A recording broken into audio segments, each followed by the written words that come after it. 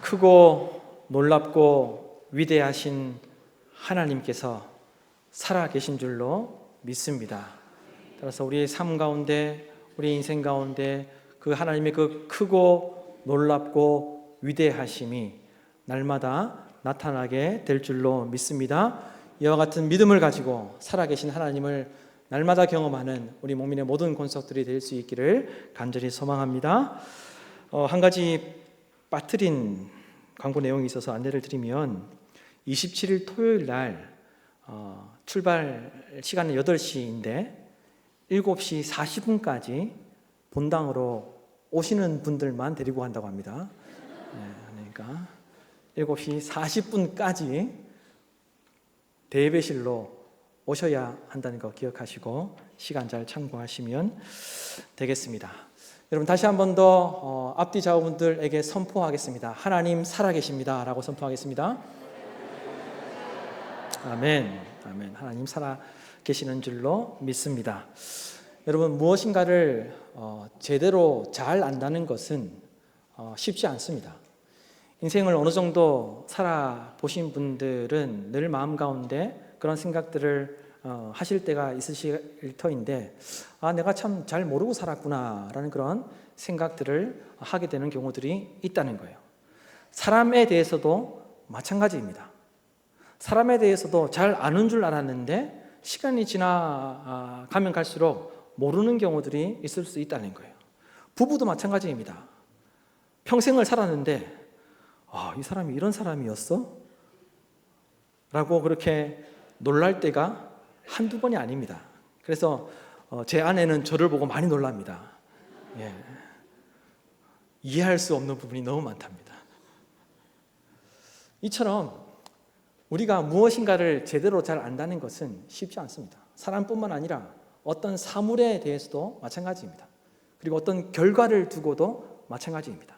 심지어 교회 공동체에 대해서도 잘 안다고 생각하지만 조금만 대화를 해보면 그 대화가 조금만 깊어지게 되면 제대로 알고 있었다고 생각하고 말하는 것이 민망할 정도로 내가 잘 모르고 있었구나라는 그런 생각을 하게 된다는 것입니다. 우리는 오늘날 엄청난 정보를 접하고 있기 때문에 많이 아는 것 같지만 기억하지 않습니다. 우리는 오늘날 SNS를 통해서 수많은 친구들과 연결되어 있지만 타자와 마주하지는 않습니다. 우리는 끊임없이 소통해야 한다라고 이야기하고 소통을 강조하고 있지만 서로에게 그리고 공동체에 대한 관심이 없습니다.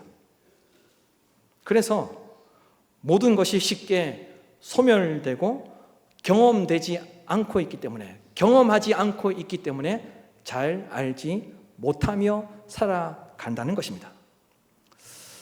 삶에 대해서 이런 말이 있습니다. 저는 이 글을 보고 참 공감이 되었는데 이런 말이 있습니다. 고향을 알기 위해서는 타향으로 가야 합니다. 고향을 알기 위해서는 타향으로 가야 합니다. 일평생 고향에 산다 하더라도 고향을 잘 알지 못한다는 거예요. 다른 곳에 가봐야, 타향으로 가봐야 내 고향이 이런 곳이었구나, 이렇게 살기 좋은 곳이었구나, 내 고향이 이런 것들이 있었구나를 알게 된다는 거예요. 그래서 고향을 알기 위해서는 타향으로 가야 합니다라는 그런 말이 있는 것이죠. 자신이 평생 살아온 고향을 알기 위해서는 다른 곳에 살아봐야 내 고향이 어떤 곳인지 알 수 있다는 말이 있는데 저는 이 말이 우리의 인생 가운데 우리에게도 적용된다고 생각해 볼 수 있었습니다. 나 자신을 알기 위해서는 나를 떠나봐야 한다는 거예요. 어떻게 하면 떠날 수 있습니까? 물론 생물학적으로 물리적으로 떠날 수 없습니다. 그죠? 죽으라는 이야기도 아니고. 어떻게 해야 나 자신을 떠날 수 있습니까? 인간이 자신을 떠나는 것은 불가능한데 자신을 알기 위해서는 다른 사람에게, 타자에게 관심을 가져야 한다는 거예요. 자기 중심적인 사람, 자기에게 집중된 삶을 살아가는 사람은 자기를 알지 못한다는 거예요. 따라서 나 자신을 알기 위해서, 내가 어떤 사람인지를 알기 위해서는 나 자신을 떠나서 다른 사람들과 함께하고 다른 사람들과 관계하고 다른 사람들에게 관심을 가질 때 나 자신을 알 수 있게 된다는 것입니다. 알미 이렇게 쉬운 일이 아니라는 거예요. 내려놓아야만, 포기해야만, 떠나봐야만, 없어야만 그 알을 제대로 알게 된다는 것입니다. 그렇다면 여러분은 하나님에 대해서 잘 알고 계십니까? 짧게는 한두 달 신앙생활 하신 분들도 계시지만 길게는 수십 년, 40년 이상 신앙생활을 하고 계신 분들도 있으실 것입니다. 그렇다면 여러분, 하나님이 어떤 분이신지 잘 알고 믿고 있습니까? 하나님이 어떤 분이십니까? 지난 주일에 살펴보았듯이 웨스트민스터 소요리 문답에 보면 하나님에 대해서 우리에게 잘 가르쳐주고 있습니다. 그래서 지난 주일에 질문 가운데 하나가 하나님이 어떤 분이십니까? 라는 질문이었죠. 하나님이 어떤 분이십니까? 여러분, 그 질문의 답이 무엇이었습니까? 하나님이 어떤 분이십니까? 제가 대답을 바라는 것은 무리이죠. 하나님은 신이십니다. 그 뒤로 그분의 존재와 지혜와 권능과 거룩하심과 의로우심과 선하심과 인자하심과 진실하심은 무한하시며 무궁하시며 불변하십니다. 그런 분이 하나님이라는 거예요. 짧게 말하면, 쉽게 말하면 하나님은 우리 인간이 측량할 수 없을 정도로, 우리 인간이 생각할 수 없을 정도로 높고 크고 위대한 분이라는 겁니다. 우리 시온 찬양대가 찬양했던 것처럼 하나님은 크고 위대하신 줄로 믿습니다. 그와 같은 하나님을 우리가 믿고 있다는 거예요. 그리고 그 웨스트민스터 소유리 문답에 보면 계속해서 하나님이 어떤 분이신지 가르쳐주고 있는데, 하나님은 모든 일을 자기의 영광을 위해서 모든 일을 정하시는 분이라고 이야기하고 있습니다. 하나님은 모든 일을 하실 때 자기의 영광을 위해서 모든 일을 선택하시고 진행하시는 분이라는 것입니다.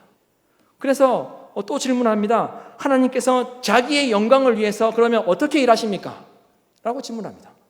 여러분, 하나님께서 자기의 영광을 위해서 모든 일을 하시는데 하나님께서 자기의 영광을 우리에게 나타내시기 위해서 어떻게 일하십니까? 하나님의 창조하심을 통해 하나님께서 자기의 영광을 우리에게 나타내십니다.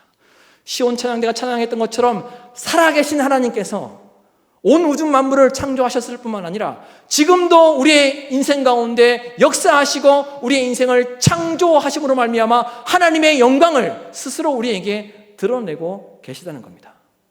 그리고 하나님은 자기의 영광을 나타내시기 위해서 하나님의 섭리로 우리에게 일하고 계시다는 거예요. 하나님의 섭리로. 그래서 웨스트민스터 소요리 문답 11번째 질문에 보면 이렇게 질문합니다. 하나님께서 섭리하시는 일이 무엇입니까? 여러분, 신앙생활 하면서 하나님의 섭리, 우리가 하나님의 섭리 안에 있다, 하나님께서 섭리하실 것이다, 하나님의 섭리 안에 있으니 걱정하지 말라라고 수없이 들어왔는데, 그렇다면 여러분, 하나님의 섭리가 무엇입니까?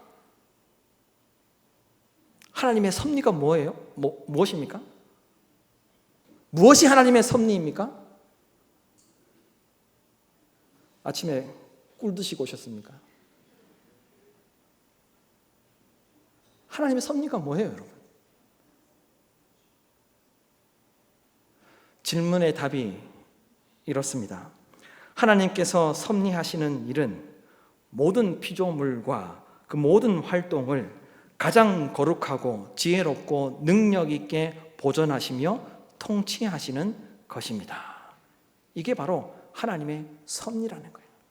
하나님께서 모든 피조물들 가운데, 모든 상황들 가운데, 모든 활동들 가운데 가장 거룩하고 지혜롭고 능력 있게 보존하시며 통치하시는 것이 하나님의 섭리이고, 하나님은 자기의 영광을 드러내기 위해서 하나님의 섭리하심으로 우리에게 자기의 영광을 드러내신다는 겁니다. 그래서 예수님께서 제자들에게 이렇게 말씀하셨습니다. 마태복음 10장 19절에서 21절 말씀에 이렇게 말씀하셨죠. 참새 2마리가 한 아사리온에 팔리지 않느냐? 그러나 너희 아버지께서 허락하지 아니하시면 그 하나도 땅에 떨어지지 아니하리라. 너희에게는 머리털까지 다 세신 바 되었나니 두려워하지 말라. 너희는 많은 참새보다 귀하니라. 이게 하나님의 섭리라는 겁니다. 하나님께서 모든 것들, 참새 한 마리 그 하찮은 것도 하나님께서 허락하지 아니하면 죽지 않고 떨어지지 않는 것이 하나님의 다스리심과 하나님의 통치를 말하는 것인데, 이것이 하나님의 섭리라는 거예요. 모든 상황들 가운데, 모든 이들에게, 모든 역사 속에서 하나님의 보존하심, 하나님의 다스리심, 하나님의 통치하심, 하나님의 허락하심이 나타나야 이루어지게 된다는 것이 하나님의 섭리인데, 그 섭리로 하나님께서 자기의 영광을 우리에게 나타내신다는 겁니다. 하나님이 그런 분이라는 겁니다. 하나님께서 이 땅의 모든 것을 다스리시고 통치하시는 것이 이것이 바로 하나님의 섭리라는 겁니다. 그래서 모세는 하나님께서 모든 것들을 하나님의 영광을 위해서 다스리시고 통치하시는 놀라운 하나님의 역사를 경험하게 되죠. 그래서 오늘 본문은 이스라엘 백성들이 홍해를 무사히 통과한 후에 모세가 하나님의 다스리심과 하나님의 통치와 하나님의 그 섭리를 찬양하는 모세의 노래로 알려져 있습니다. 출애굽기 14장에서 이스라엘 백성들이 홍해를 통과하게 됩니다. 그리고 출애굽기 15장에서 하나님께서 하나님의 그 다스리심, 하나님의 그 통치하심, 하나님의 그 섭리를 나타내신 것을 모세가 찬양하는 거예요. 모세와 이스라엘 백성들은 광야에서 홍해를 만나게 됩니다. 얼마나 답답했겠습니까? 더 이상 갈 수 없는 그 가로 막힘 앞에 아무것도 할 수 없었습니다. 심지어 뒤에서는 이집트 군사들이 병거를 타고 이스라엘 백성들을 죽이기 위해서 쫓아오고 있었습니다.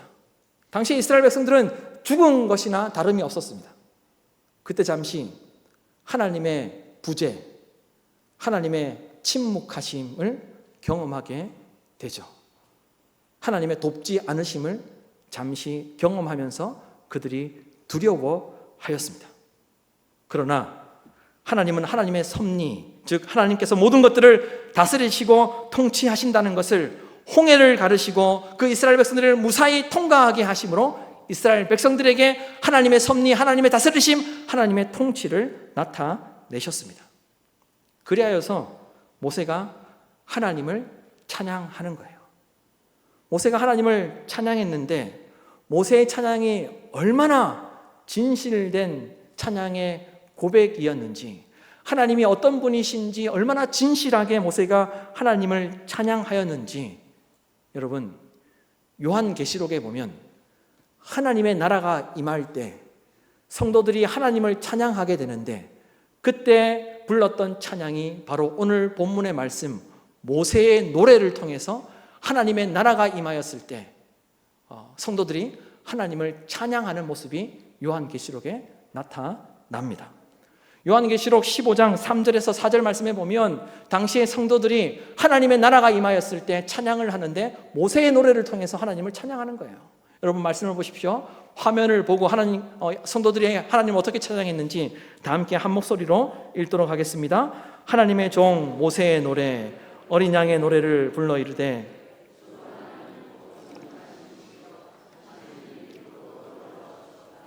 만국의 왕이시여 주의 길이 의롭고 참되시도다.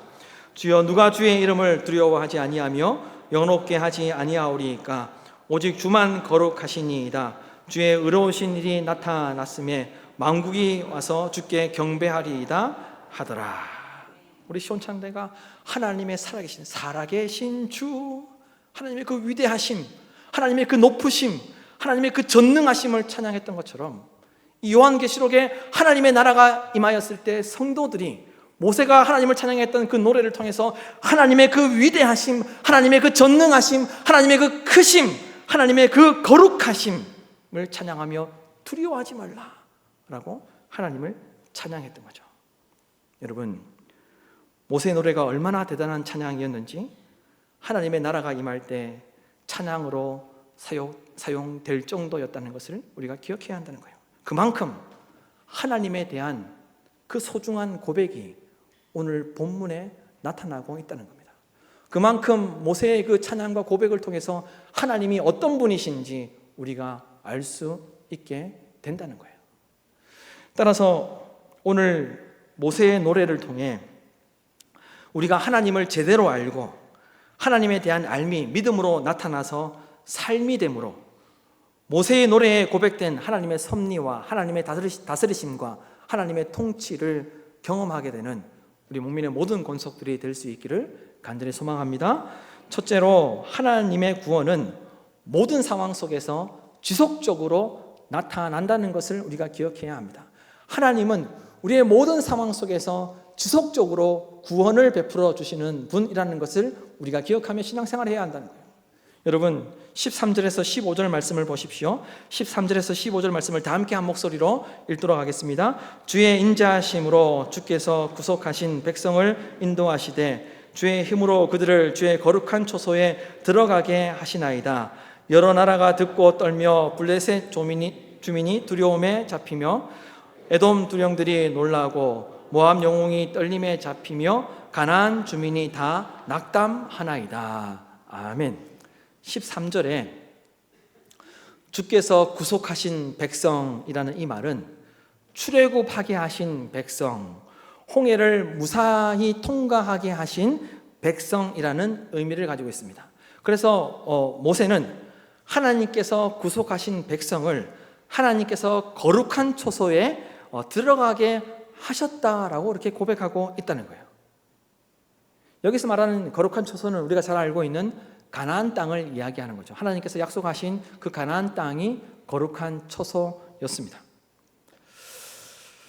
모세는 출애굽하게 하신 백성들을, 홍해를 무사히 건너게 통과하게 하신 백성들을 거룩한 초소에 들어가게 하셨다라고 하나님을 찬양하였는데, 여기서 중요한 것은 여러분, 들어가게 하시나이다라는 고백입니다. 13절에 이 들어가게 하시나이다라는 이 고백은 인도하다, 안내하다는 그런 뜻을 가지고 있는 단어인데, 중요한 것은 과거 시제로 사용되었다는 겁니다. 이미 이루어졌다는 완료형을 사용했다는 거예요. 모세는 여러분 아직 가나안 땅에 들어간 게 아닙니다. 그리고 아직 그 광야에서 블레셋 사람들이나 모압 사람들이나 에돔 사람들을 만나지 않았을 때였습니다. 출애굽을 시작한 지 얼마 되지 않아서 곧바로 홍해를 만나게 되었고, 홍해를 통과한 바로 직후였기 때문에 앞으로도 38년 동안 광야에서 생활해야 했을 때였습니다. 가나안 땅은 아주 먼 이야기입니다. 현실이 아니었습니다. 그런데 모세는 가나안 땅에 아직 들어간 것이 아닌데, 출애굽 사건과 홍해를 무사히 통과한 그 사건을 경험한 후에 가나안 땅에 들어간 것은 아니었지만, 아직 일어나지 않은 미래의 일이지만 두 번의 경험을 통해서 반드시 이루어질 것이라고 확정적으로 고백하며 하나님을 찬양했다는 거예요. 아직 일어난 일이 아니었지만 출애굽한 후에, 그리고 광야를 무사히 통과한 후에 앞으로 일어나게 될 모든 일들은 하나님께서 은혜를 베풀어 주셔서 모든 상황 가운데 하나님께서 구원해 주실 것이라는 것을 확정적으로 고백했다는 겁니다.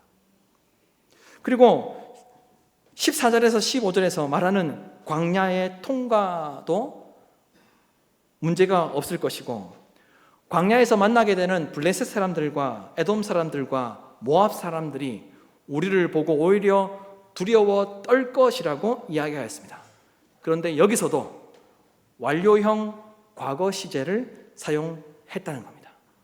이미 일어난 일이 아닌데, 언제 만날지도 모르는데 앞으로 만나게 된다 할 때, 만나게 될 때 하나님께서 이미 우리로 하여금 승리하게 하셨다는 것을 확정적으로 이야기하면서 하나님을 찬양하며 고백하고 있다는 거예요.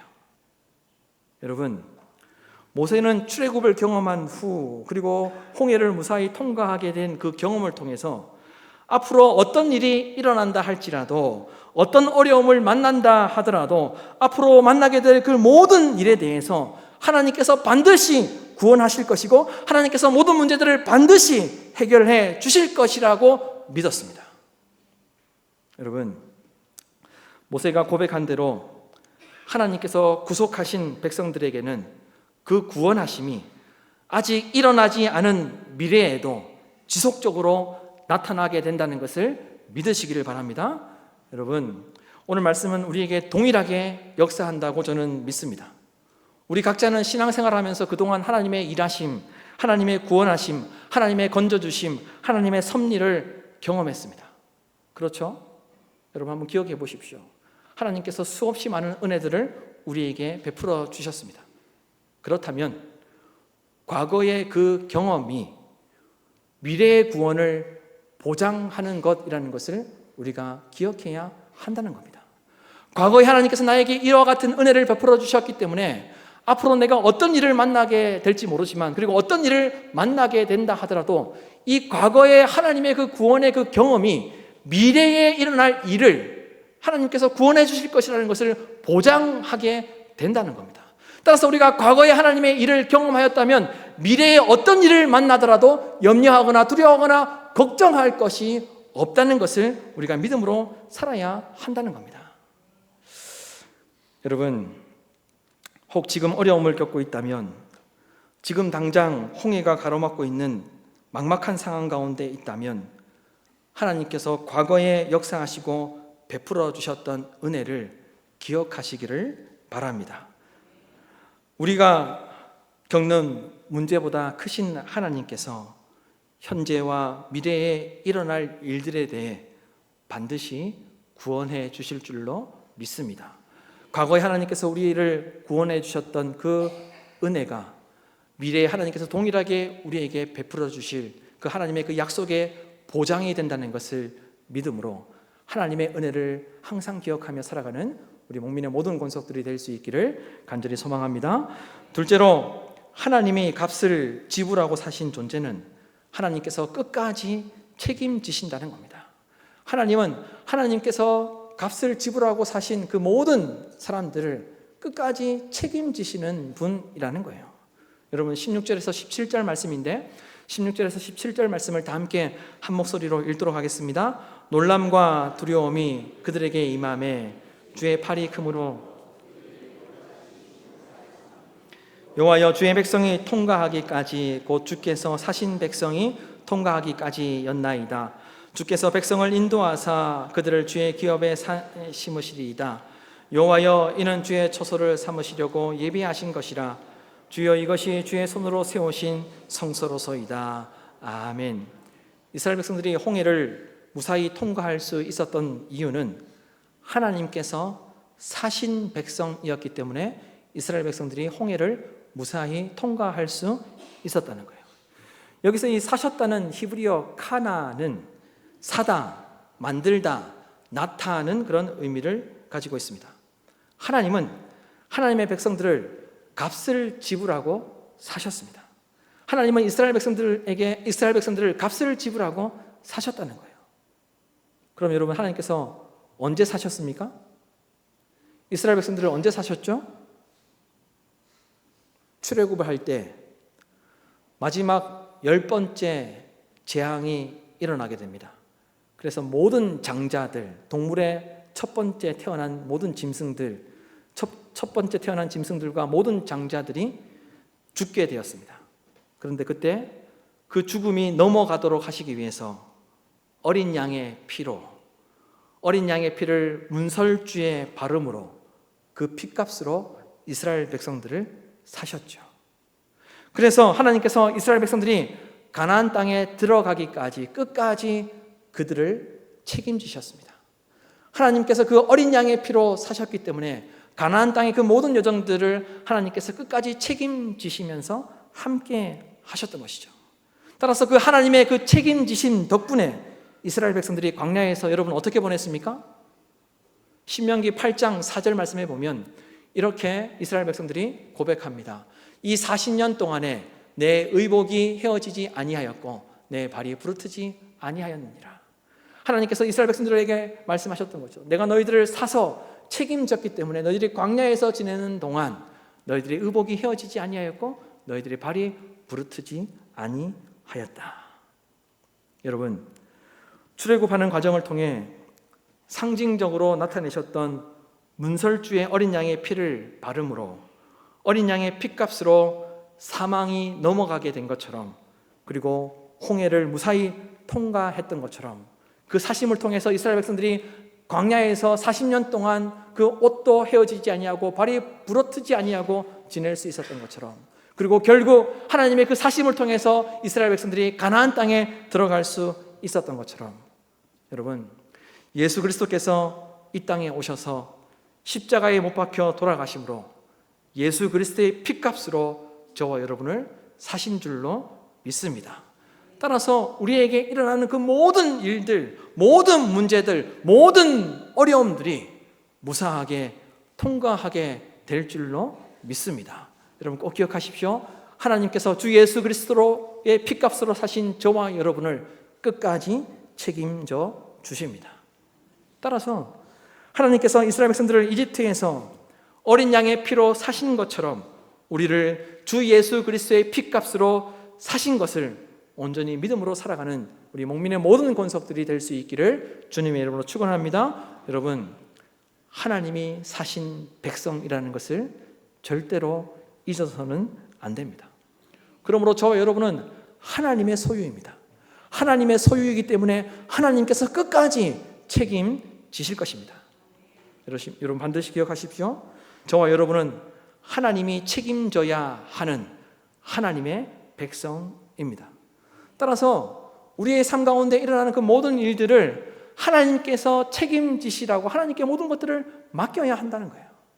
어려움을 당했을 때, 고난을 당했을 때, 답답한 상황을 만났을 때 혼자서 울고 있을 것이 아니라 하나님, 제가 하나님 거잖아요. 예수 그리스도의 피값으로 저를 사셨잖아요. 하나님께서 책임져 주십시오. 하나님께서 이 어려움과 문제들을 통과하게 해주십시오. 하나님께서 이 가정의 문제를 책임져 주십시오. 하나님께서 우리 자녀들의 문제를 책임져 주십시오. 하나님께서 저의 인생을 책임져 주십시오라고 하나님께 책임을 전가해야 한다. 하나님께 맡겨야 한다는 거예요. 하나님을 찾음으로 하나님께 기도해야 한다는 거예요. 여러분, 베드로전서 2장 9절 말씀에 보면 이런 말씀이 있습니다. 너희는 택하신 족속이요 왕같은 제사장들이요 거룩한 나라요 그의 소유가 된 백성이니 이는 너희를 어두운 데 불러내어 그의 기이한 빛에 들어가게 하신 이의 아름다운 덕을 선포하게 하려 하심이라. 여러분, 저와 여러분을 하나님께서 사셨기 때문에 어떤 상황도 그 누구도 하나님의 책임으로부터 끊을 수 없다는 것을 믿음으로 살아가는 저와 여러분 되기를 간절히 소망합니다. 하나님께서 사셨기 때문에 우리가 하나님의 소유이기 때문에 하나님의 그 크심과 하나님의 그 위대하심과 하나님의 그 기이하심이 우리의 인생 가운데 나타나게 될 줄로 믿습니다.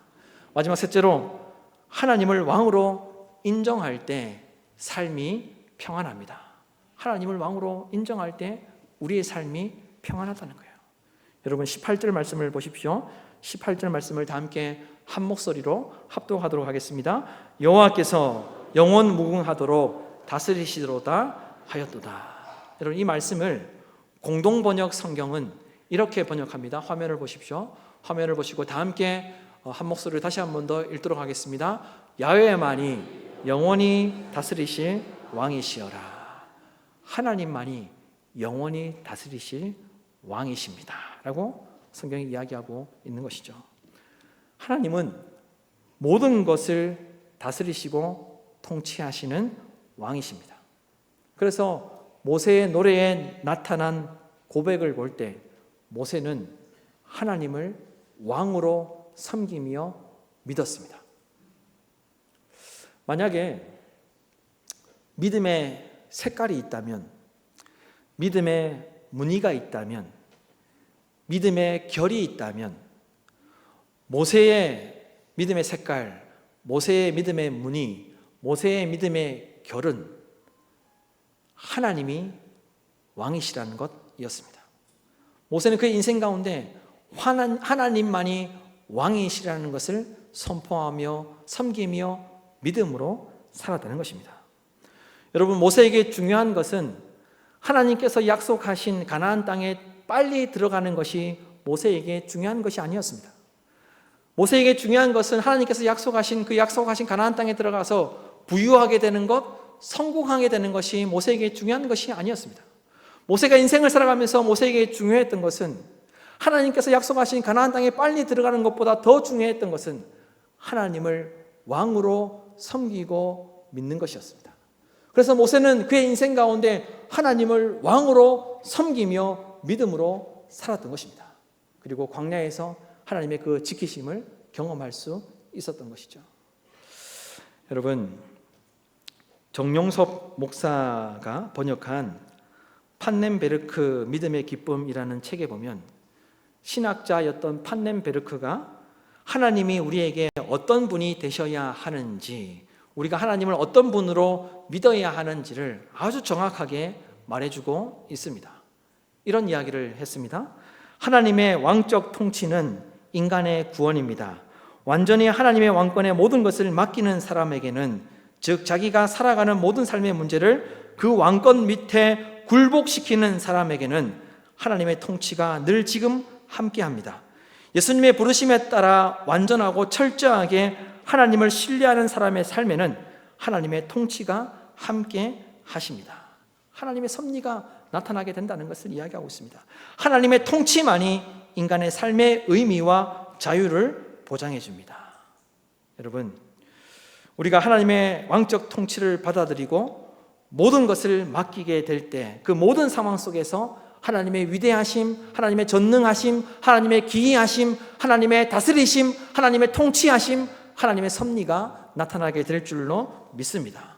하나님을 왕으로 섬기는 사람에게 하나님의 신실하심이 나타납니다. 그리고 우리의 삶이 하나님을 왕으로 섬기며 믿을 때 우리의 삶에 의미가 있고 우리의 삶이 평안하고 우리가 자유로운 삶을 살 수 있게 된다는 것을 꼭 기억하시기를 바랍니다. 여러분, 하나님은 세로 13cm, 가로 20cm 안에만 계시는 분이 아니십니다. 무슨 이야기입니까? 하나님은 이 성경책 안에만 계시는 분이 아니란 말입니다.